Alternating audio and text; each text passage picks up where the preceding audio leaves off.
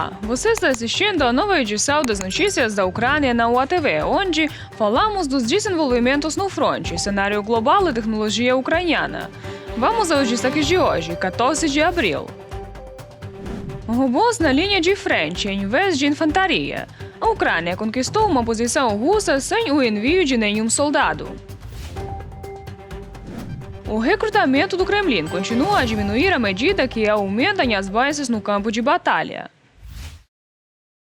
A crise da economia russa atingiu seu auge. O déficit orçamentário ultrapassa a meta anual.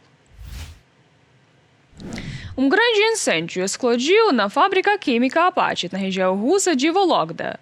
Trata-se de um dos maiores produtores de amônia e nitrato de amônia da Rússia. Essas substâncias são matérias-primas essenciais para a indústria de defesa, utilizadas na produção de explosivos e pólvora.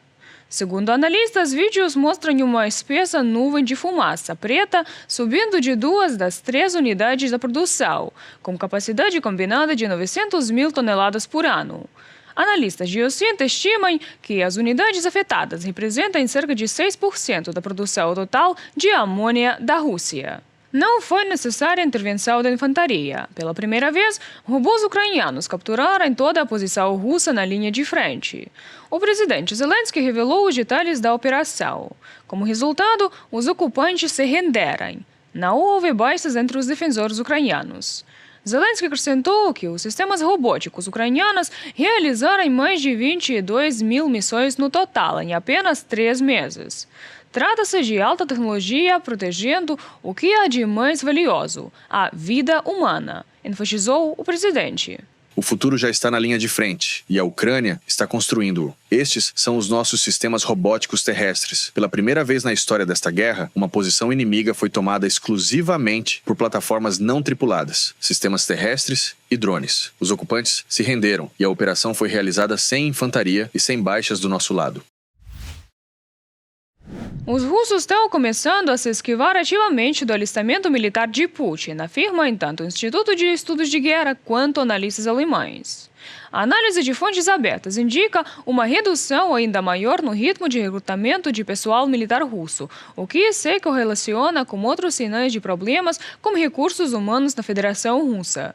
Analistas do Instituto de Estudos da Guerra chamaram a atenção para o estudo de economista do Instituto Alemão de Assuntos Internacionais e Segurança, Janis Klant, publicando em 2 de abril. Segundo ele, o exército russo, no primeiro trimestre de 2026, conseguiu recrutar apenas 800 a 1.000 pessoas por dia, enquanto no mesmo período do ano anterior, em 2025, o número chegava a 1.200 por dia, o que significa uma queda significativa de aproximadamente 20%.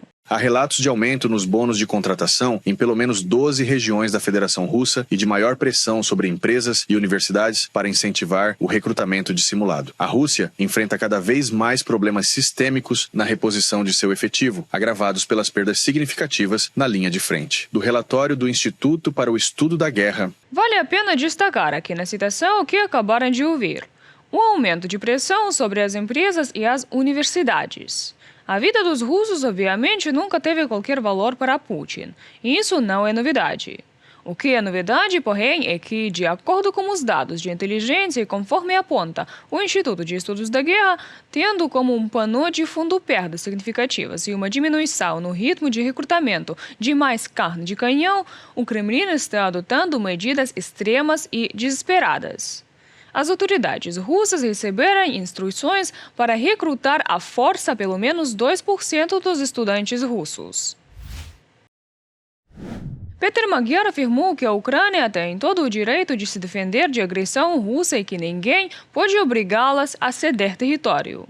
Se alguém disser isso, não importa há quanto tempo os políticos do Fidesz venham dizendo isso, você deve perguntar-lhes o que aconteceria se a Rússia atacasse a Hungria, a qual região húngara eles abririam mão. São declarações ultrajantes e cínicas, indignas dos nossos heróis e combatentes pela liberdade de 1956. Peter Magyar, o líder do partido TISA, durante sua coletiva de imprensa.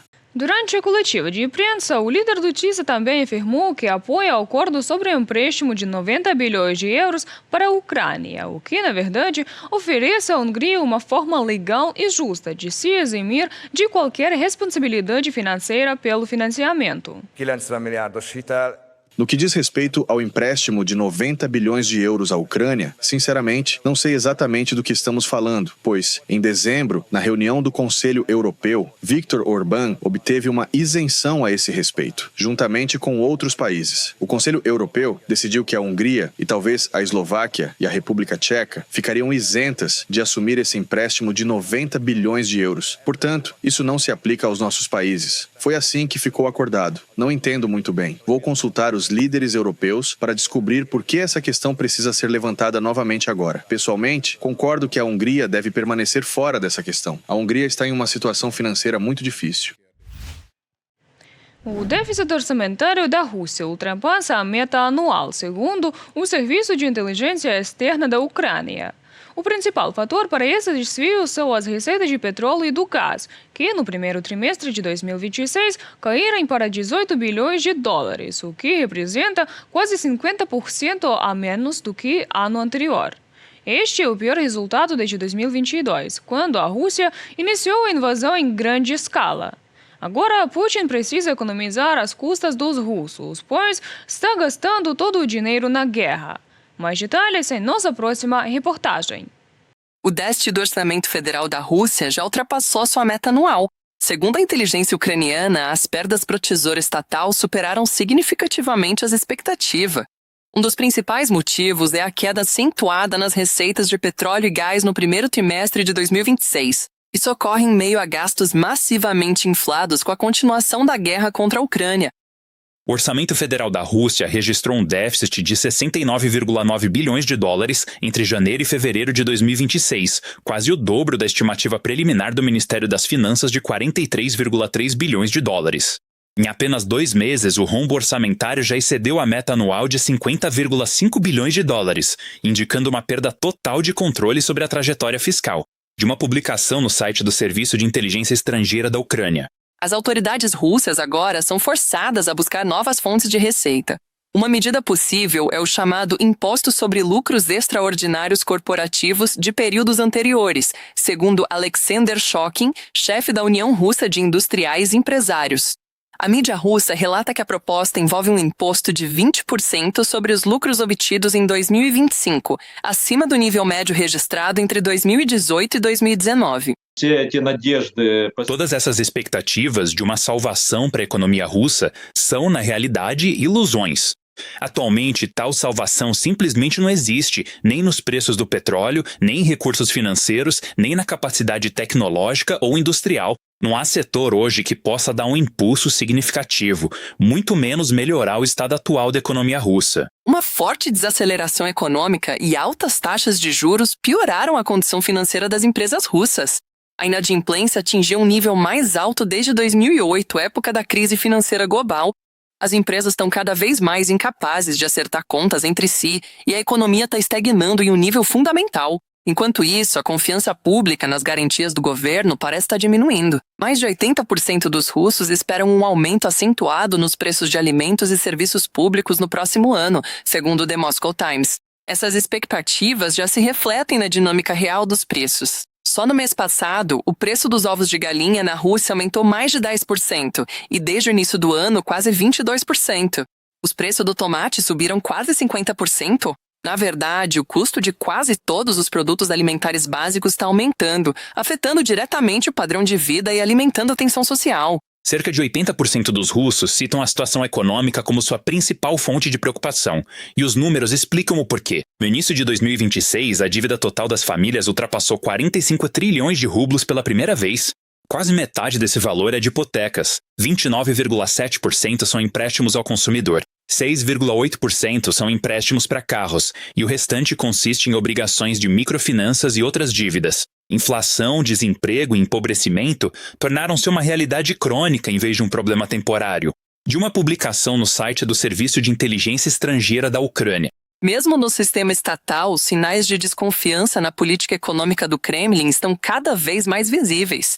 Apesar da ordem direta de Putin para que os funcionários usem carros produzidos internamente, as compras governamentais de veículos russos caíram mais de um quarto. Essa tendência é explicada em grande parte pela baixa qualidade, serviço ruim e preços altos na indústria automotiva nacional. Especialistas acreditam que as tentativas do governo de estabilizar a economia dificilmente terão sucesso. Não existe mais apenas uma crise econômica na Rússia. Há um colapso econômico e esse colapso deve chegar à sua conclusão lógica em 2026. A única questão é em qual mês deste ano veremos uma queda ainda mais severa do que o colapso da economia soviética, que acabou levando à queda do próprio Estado soviético. A crescente pressão tributária, a inflação acelerada e a dívida corporativa crescente estão aumentando ainda mais a tensão interna na economia. Analistas dizem que está se aproximando rapidamente de um ponto onde simplesmente não haverá mais recursos para cobrir os déficits orçamentários. Reportagem de Maria Gilchenko, o ATV News. Por hoje é isso. Se ainda não conhece o nosso canal, confira e inscreva-se. Obrigada por nos acompanhar hoje e até amanhã.